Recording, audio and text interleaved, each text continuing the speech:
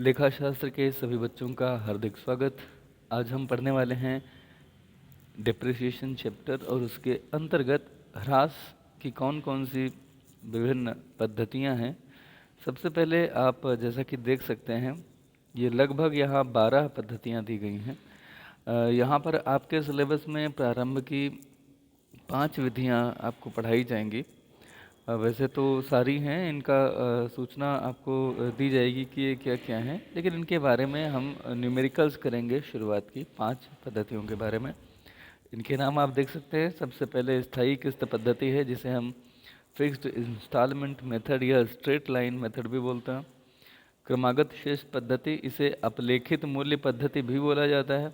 Diminishing balance method या write down value method. वार्षिक ह्रास पद्धति, एन्युटी डिप्रिसिएशन मेथड, ह्रास कोष पद्धति, डिप्रिसिएशन फंड मेथड, बीमा पॉलिसी पद्धति, इंश्योरेंस पॉलिसी मेथड, पुनर्मूल्यांकन पद्धति, रिवैल्यूएशन मेथड, निस्सारण या रिक्तीकरण पद्धति, मशीन घंटा दर प्रतिशत, दूरी पद्धति, वर्ष की इकाइयों की जोड़ पद्धति, प्रतिस्थापन लागत पद्धति और वैधानिक विधि वैधानिक विधि स्टैट्यूटरी मेथड। तो ये कुछ पद्धतियां हैं। सबसे पहले आइए हम बात करते हैं कि लेखांकन की प्रमुख 2 विधियां हैं। जब हम मतलब विधियां अलग हैं लेकिन 2 तरीके हैं, यूं कह लें, मेथड्स हैं। पहला है कि जब हम ह्रास के लिए आयोजन खाता नहीं बनाते हैं, और दूसरा है जब हम ह्रास के लिए आयोजन खाता यानी कि provision account for depreciation maintain करते हैं। इसे हम बोलते हैं provision for depreciation account, right. तो यहाँ पर ये जो अकाउंट एक्स्ट्रा लिखा है इसे हटा दीजिए। क्या बोलेंगे? Provision for depreciation account. तो पहले जब हम नहीं बनाते हैं प्रोविजन, तब हम क्या क्या एंट्रीज करेंगे ये हमें समझना है। सबसे पहले जब हम संपत्ति का क्रय करेंगे तो हम एक एंट्री पास करते हैं, asset debit to other cash account और बैंक अकाउंट। अगर हमने किसी से उधार खरीदी है तो यहाँ पर हम उस वेंडर का नेम भी लिख सकते हैं, वेंडर्स नेम अकाउंट। अगर उसका नाम एक्स है तो केवल एक्स लिख दिया जाता है, राइट। दूसरा है संपत्ति का किराया, भाड़ा, बीमा, स्थापना, इनके खर्चों के लिए। आप जो भी खर्चा करते हैं संपत्ति को, किराया मतलब अपने फैक्ट्री तक लाने पे, भाड़ा अगर देते हैं, उस पर कोई बीमा कराते हैं, या अगर उसका कोई इंस्टॉलेशन चार्जेस है, all these charges are to be added to the cost of the asset. This is why you debit your asset account to cash account और बैंक अकाउंट, ओके। यानी कि किराया, भाड़ा, बीमा, स्थापना वे, ये सारे खर्चे इन्हीं नामों से सिर्फ तब डेबिट किए जाते हैं जब वो एक्सपेंस हों, लेकिन ये तो इस असेट की कॉस्ट बढ़ा रहे हैं, इसीलिए असेट अकाउंट डेबिट किया जाता है और कैश अकाउंट या बैंक अकाउंट क्रेडिट किया जाता है। तो मुझे लगता है पहली 2 एंट्रीज आप लोगों को समझ में आई होंगी। पहली एंट्री थी असेट को क्रय करने के लिए, असेट आ रही है, this is why asset is being debited. और कैश जा रहा है या बैंक से अगर पेमेंट कर रहे हैं तो चेक दे रहे होंगे तो बैंक अकाउंट क्रेडिट किया गया। सिमिलरली जब आपने असेट को खरीदने पे जो भी उस पर लागत लगाई, चाहे वो भाड़ा के रूप में हो, बीमा के रूप में हो, स्थापना के खर्चों के रूप में हो या किराया हो, तो वो भी असेट की लागत का हिस्सा है, इसीलिए असेट अकाउंट ही करते हैं यहाँ डेबिट, राइट। तो ये बात अगर आपको समझ में आ गई है तो हम आगे बढ़ते हैं। हमने 2 एंट्रीज शुरुआत की जान ली, अब हम एंट्री नंबर 3 पे बात करेंगे। एंट्री नंबर 3 कहती है कि संपत्तियों पे जब हम ह्रास लगाएंगे तब हम क्या करेंगे। अभी आपने जब प्रोविजन फॉर डिप्रिसिएशन अकाउंट नहीं बनाते हैं तो आप डिप्रिसिएशन को एक खर्चा मानते हैं, और आपको पता है सारे खर्चे हमेशा डेबिट होते हैं। तो डिप्रिसिएशन अकाउंट डेबिट किया जाएगा, और इस डिप्रिसिएशन से अभी तक का कॉन्सेप्ट आपको यही बताया गया कि असेट की वैल्यू कम होती है। तो असेट जब भी इंक्रीज होती हैं, असेट्स की ये ख़ास बात है, जब कभी भी ये इंक्रीज होंगी तब ये डेबिट होंगी, और असेट जब कभी भी डिक्रीज होंगी तो ये क्रेडिट होंगी। डिप्रिसिएशन एक खर्चा है, और डिप्रिसिएशन से असेट जो होती हैं वो डिक्रीज होती हैं, और इसीलिए असेट यहाँ पर क्या होगी? क्रेडिट होगी। आप देख सकते हैं depreciation account debit to asset account, यहाँ असेट को क्रेडिट किया गया है। और डिप्रिसिएशन क्यों डेबिट किया है? क्योंकि ये एक्सपेंस है। शायद आपको ये बात समझ में आ रही होगी। आइए एंट्री नंबर 4 की तरफ बढ़ते हैं। ह्रास को लाभ हानि खाते में हस्तांतरित करने के लिए, तो प्रॉफिट एंड लॉस अकाउंट या स्टेटमेंट, अगर कंपनी है तो स्टेटमेंट, और अगर साझेदारी या सोल प्रोप्राइटरशिप है तो अकाउंट लिखा जाएगा। तो profit and loss account debit to depreciation account यहाँ लिखा जाएगा। आप यहाँ अकाउंट शब्द का इस्तेमाल भी कर सकते हैं, नो इशू। संपत्ति को बेचने के लिए फॉर सेल ऑफ असेट, जब आप संपत्ति को बेचते हैं you will be receiving cash और चेक। सो कैश और bank account is to be debited because you are receiving cash is coming in, and asset is going out, it's decreasing. Asset, whenever asset goes out of the business and or you can say it's decreasing, asset is always to be credited, right? तो cash account debit to asset account. पांचवा है संपत्ति के बेचने पर अगर कोई लाभ हुआ है तो asset account debit to profit and loss account, आप ये एंट्री करेंगे, ठीक है। और इसे समझ लीजिए, असेट के बेचने पर अगर लाभ हुआ है तो असेट की जो वैल्यू है, मान लिया वो पहले से 10,000 थी, ठीक है, और अगर उसे आपने बेच दिया है कितने पर, 11,000 पे, तो आप जानते हैं आपने एंट्री क्या की होगी, cash account debit to asset account. यहाँ असेट 11,000 से आ गई होगी और डेबिट कितने से थी असेट, केवल 10,000 से। तो 1,000 से अगर उसका बराबर करना है बैलेंस, डेबिट थी केवल 10,000 से और क्रेडिट हुई कितने से, 11,000 से। तो अल्टीमेटली 1,000 से एक्स्ट्रा क्रेडिट है एसेट, तो उसी को 1,000 से डेबिट कर देंगे यहाँ, और ultimately profit and loss account में ये 1,000 ट्रांसफ़र कर दिए जाएंगे। शायद आपको ये बात समझ में आ गई होगी। और अगर लॉस हो जाए कोई, तो यही एसेट जो 10,000 से क्रेडिट थी, सॉरी डेबिट थी, मान लिया आपने इसे 11,000 की जगह आपने इसे बेचा 9,000 का, तो 9,000 का बेचने की स्थिति में जो 10,000 से डेबिट थी वो क्रेडिट हो पाई केवल कितने से, यहाँ 9,000 से। तो अब असेट को आपको करना तो बराबर है, ख़त्म करना है, तो आपको इसे क्रेडिट करना पड़ेगा बाकी डिफरेंस से 1,000 से, और ये प्रॉफिट एंड लॉस अकाउंट में लॉस के रूप में डेबिट हो जाएगा। जितनी लॉसेस होती हैं प्रॉफिट एंड लॉस अकाउंट के डेबिट साइड में जाती हैं, जितने प्रॉफिट्स होते हैं प्रॉफिट एंड लॉस अकाउंट के क्रेडिट साइड में जाते हैं। तो मुझे बताओ, क्या ये एंट्रीज आपको समझ में आई, पहली, दूसरी, तीसरी? इन एंट्रीज को अगर आप नहीं समझ पाए हैं तो एक बार फिर से वीडियो को देख लें। मैंने रीजन के साथ बताया है कि कौन सी एंट्री में कौन सा खाता क्यों डेबिट या क्यों क्रेडिट हो रहा है। अगर क्यों समझ में आ गया तो आपको याद नहीं करनी पड़ेंगी ये एंट्रीज, आप अपने आप इन्हें समझ जाएंगे और जैसी स्थिति आएगी आप इन एंट्रीज को कर सकेंगे। तो क्यों समझने के लिए एक बार वीडियो रिवाइंड कर लीजिए और पीछे से फिर से देख लीजिए। आइए बात करते हैं स्थायी किस्त पद्धति के बारे में। देखिए, इसे मूल लागत पद्धति भी बोला जाता है। क्यों? क्योंकि इस पर मूल लागत में, इस विधि में जो मूल लागत है जिस पर आपको ये संपत्ति पड़ी है, ओरिजिनल कॉस्ट, उस पर हर साल एक निश्चित प्रतिशत से ह्रास लगा दिया जाता है। इस पद्धति में प्रतिवर्ष ह्रास की राशि एक समान रहती है, एक जैसी रहती है, इसलिए इस पद्धति को समान किस्त पद्धति भी, इक्वल इंस्टॉलमेंट मेथड भी बोलते हैं, ओरिजिनल कॉस्ट मेथड भी बोलते हैं, इसे फिक्स्ड इंस्टॉलमेंट मेथड भी बोला जाता है, और कुछ लोग इसे सिंपल डिप्रिसिएशन मेथड बोलते हैं, क्योंकि ये डिप्रिसिएशन की जितनी विधियां हैं उन सब में सबसे आसान है। ह्रास की राशि की गणना संपत्ति की मूल लागत में से उसके अवशेष मूल्य यानी कि स्क्रैप वैल्यू, इसे रेजिडुअल वैल्यू भी कहा जाता है, ये दोनों अलग अलग नाम है, स्क्रैप वैल्यू या रेजिडुअल वैल्यू। इसको घटाकर जो शेष राशि बचती है उसे संपत्ति के जीवन काल के वर्षों से भाग दे देते हैं, और इस प्रकार जो राशि आती है वही डिप्रिसिएशन की राशि कहलाती है।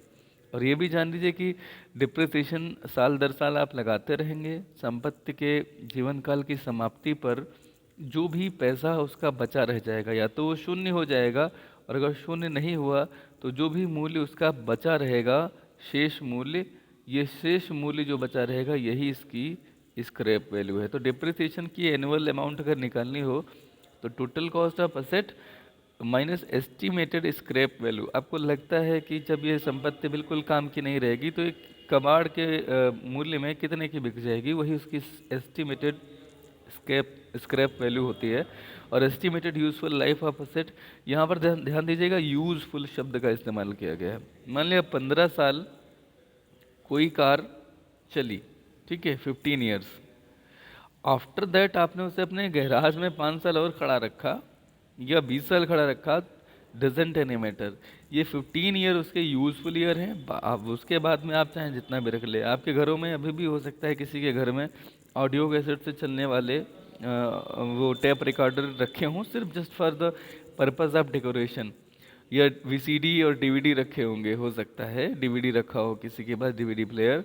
तो वो डीवीडी प्लेयर जो है वो अभी क्या है, वो यूज़फुल लाइफ नहीं है उसकी, क्योंकि आप जनरली उसका यूज़ ना के बराबर कर रहे होंगे।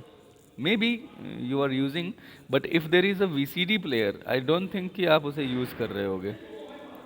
तो गर्ल्स, आपने ये जाना कि डिप्रिसिएशन की अमाउंट निकालने के लिए total cost minus estimated scrap value upon estimated useful life of asset, ये फार्मूला आप यूज़ करते हो और ये बहुत अच्छा फार्मूला है, इसे आप अच्छे से समझ लें। जितनी लागत आपकी आई है उसकी यूजफुल लाइफ स्पैन के बाद वो किसी मूल्य में बिक जाएगी, तो वो आपकी लागत का हिस्सा नहीं, उसे घटा दीजिए। जो बाकी बचा वो आपकी एस्टिमेटेड लाइफ जो उस असेट की है उससे डिवाइड करने पे एनुअल डिप्रिसिएशन आ जाती है। ठीक है, चलिए आगे बढ़ते हैं। हिंदी में भी यही फार्मूला दिया गया है, देख लेंगे। प्रतिशत वार्षिक दर अगर आपको दी गई है और आपसे कहा गया है कि 10% की रेट से लगाइए, तो सीधे सीधे संपत्ति की जो ओरिजिनल कॉस्ट है into that rate upon 100, right.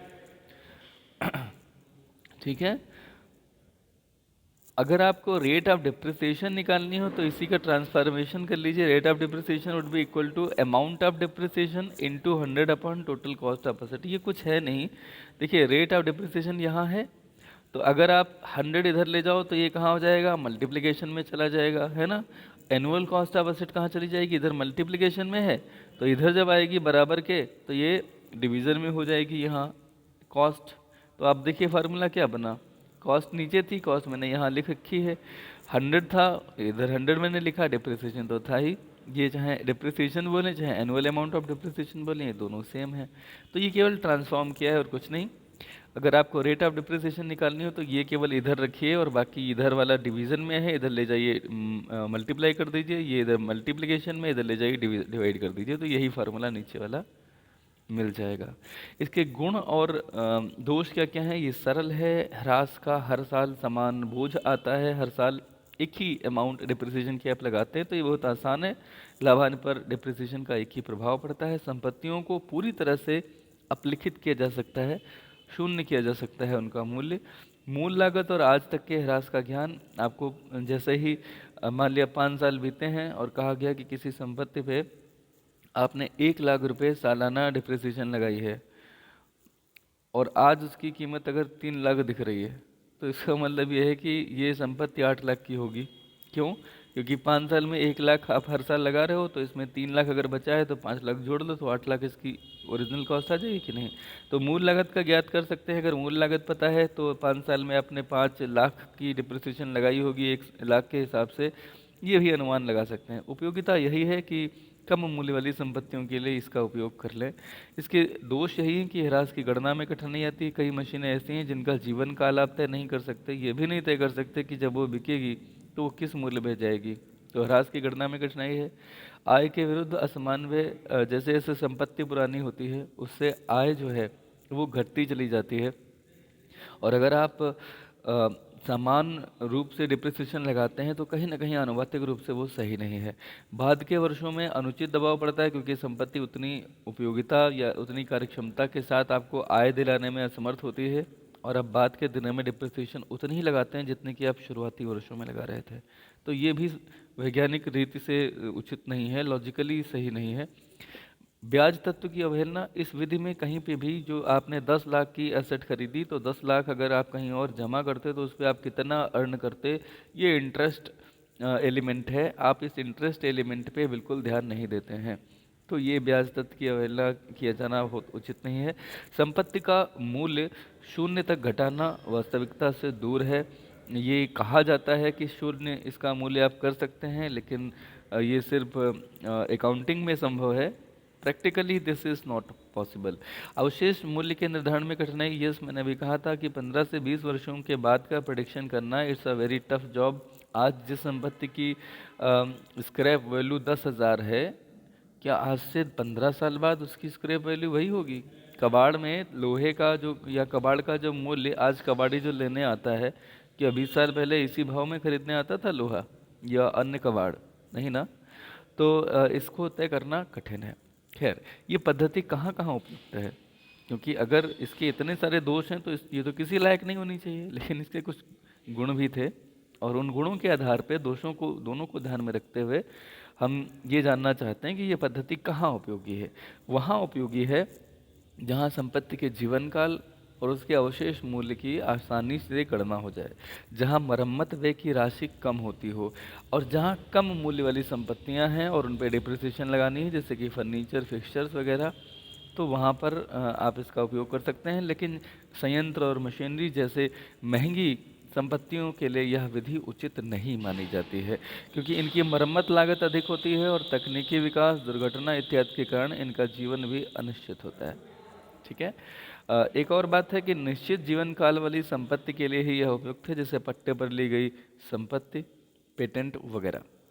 तो एक क्वेश्चन है जिसके ज़रिए हम थोड़ा सा इसके बारे में जानेंगे कि कैसे हम एनुअल अमाउंट डिप्रिसिएशन के निकालते हैं और किस तरह से हम यहाँ पे प्लांट अकाउंट यानी asset account as well as depreciation account बनाएंगे। तो आइए उदाहरण नंबर 1 की तरफ बढ़ते हैं। उदाहरण नंबर 1 में कहा गया है कि राम लिमिटेड ने 1 जनवरी 2016 को एक प्लांट 50,000 में खरीदा और इसको लाने में 8,000 तथा इसकी स्थापना पर 2,000 व्यय किए। तो प्लांट खरीदा था 50,000 का, इसको लाने में 8,000 खर्चे लगे किराए के, और इसको इंस्टॉल करने में 2,000 लगे। तो ये दोनों मिलाकर के, तीनों मिलाकर के प्लांट की cost as well as freight and installation expenses और 8,000 2,000 रेस्पेक्टिवली। तो इन दोनों को जोड़ेंगे तो आपके प्लांट की जो कीमत आ जाएगी वो कितनी आ जाएगी? 50,000 प्लस 8,000 प्लस 2,000। तो ये कुल मिला करके हो जाएगा कितना? 60,000। ओके। प्रथम 3 वर्षों, अच्छा एक बात और भी है, क्रय तिथि पर यह अनुमान लगाया गया कि प्लांट 8 साल तक चलेगा और प्लांट का जो अवशिष्ट मूल्य यानी स्क्रैप वैल्यू जो होगी वो 12,000 होगी।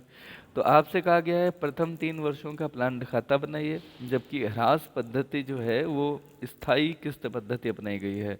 खाते 31 दिसंबर को क्लोज होते हैं, तो आप 31 दिसंबर को खाते क्लोज करेंगे।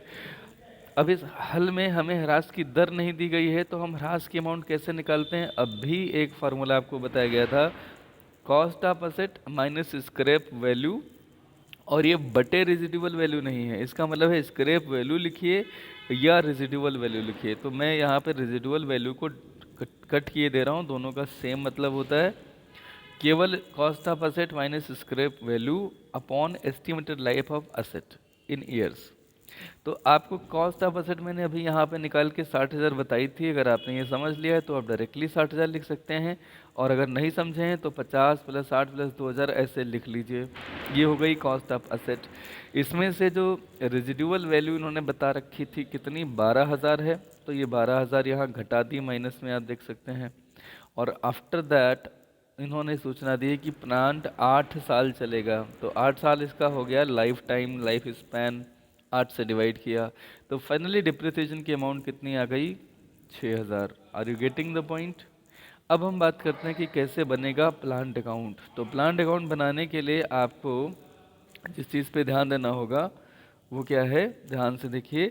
सबसे पहले तो आप अकाउंट का एक फॉर्मेट बनाएंगे। अकाउंट में आप देखते हैं क्या है, ये प्लांट अकाउंट है, यहाँ हेडिंग डाल देते हैं। असेट का अगर कोई नाम दिया है फर्नीचर, कार, तो वो लिखेंगे। यहाँ ये एसेट का नाम है प्लांट, तो प्लांट लिखा। ठीक है। इसके 2 साइड हैं, एक है डेबिट साइड और एक है क्रेडिट साइड। ठीक है। Date particular amount, then date particular amount. एक पतला सा कॉलम और बनाना चाहिए, आप सभी बनाएंगे। यहाँ पे JF लिखेंगे और ये बनाइए ज़रूर। हालांकि इसमें लिखना कुछ नहीं है, but it's a part of the format of ledger, तो ये बनेगा।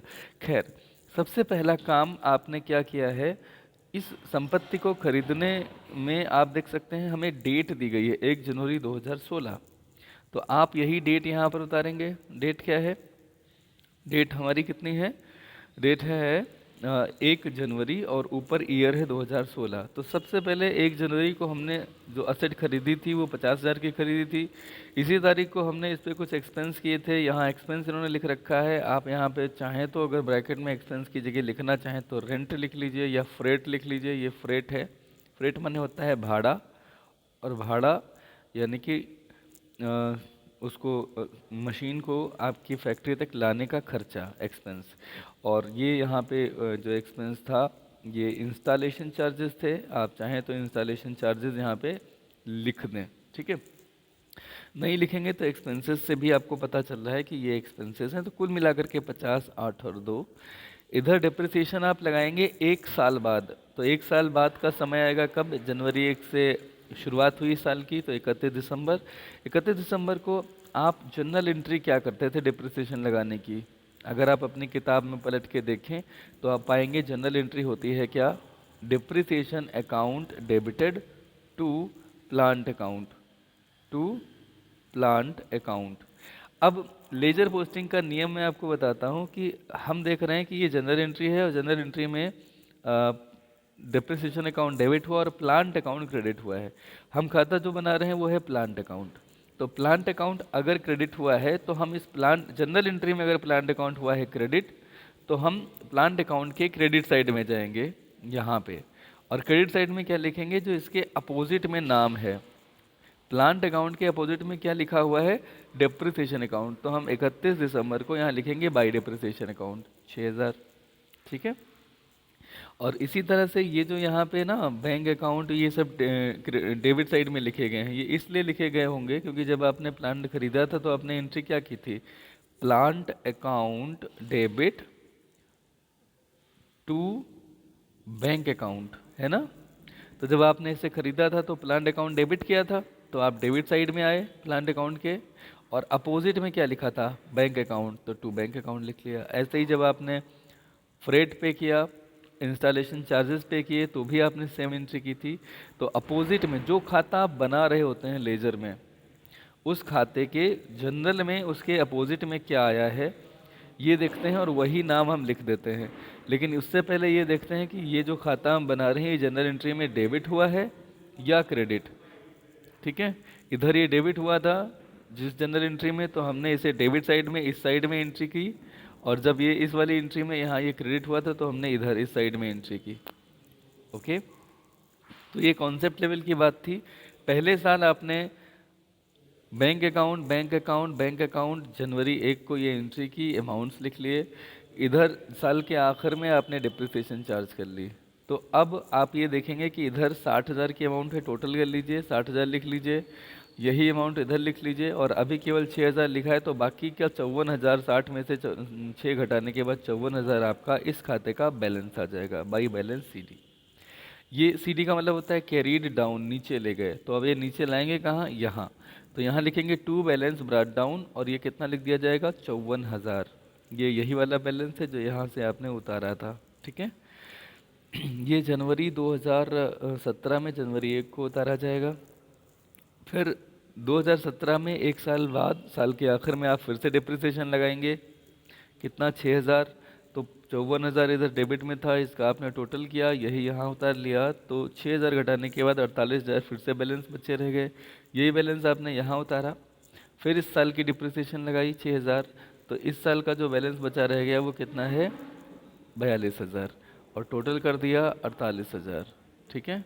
इस तरह से आपको खाते बनाने हैं। एक और उदाहरण देख लीजिए। कुमार एंड सन्स ने 1 अप्रैल 2011 को 30,000 की लागत का एक फर्नीचर खरीदा है।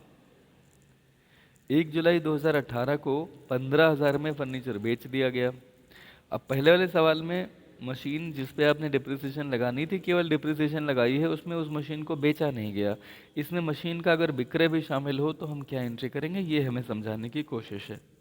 तो 1 अप्रैल 2011 को 30,000 की लागत का फर्नीचर खरीदा, तो फर्नीचर अकाउंट वही डेबिट क्रेडिट दोनों साइड में आपने डेट पर्टिकुलर अमाउंट लिख लिया। LF नहीं लिख रहे हैं फिलहाल, आप लिखेंगे, ठीक है, यहाँ पे JF, सॉरी, ठीक है। ये कॉलम जरूर बनाएंगे, अनिवार्यता है, फॉर्मेट है इसलिए।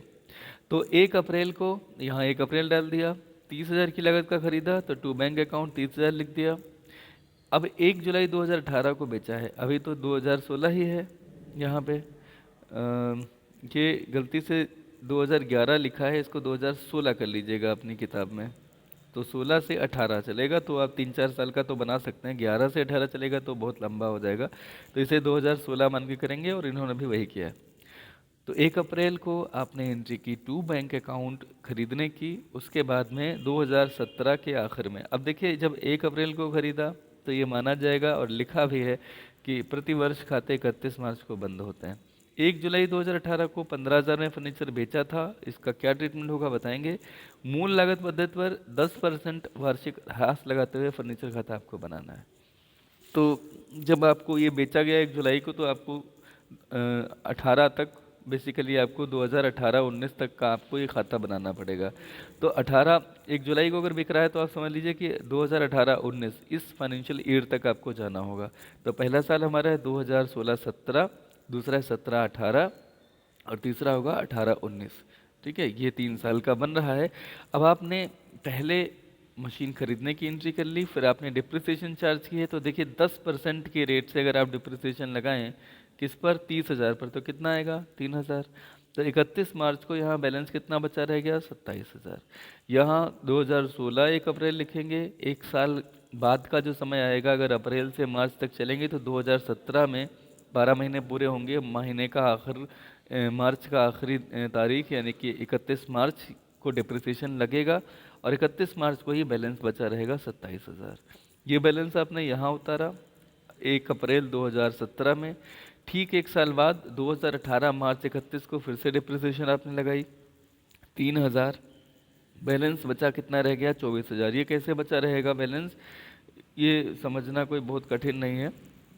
ये ठीक इस तरह से बचा रह जाएगा कि इधर 27,000 हैं, यही टोटल कर लेंगे, यही टोटल यहाँ उतारेंगे, 3,000 घटाने के बाद ये 24,000 आ जाएगा।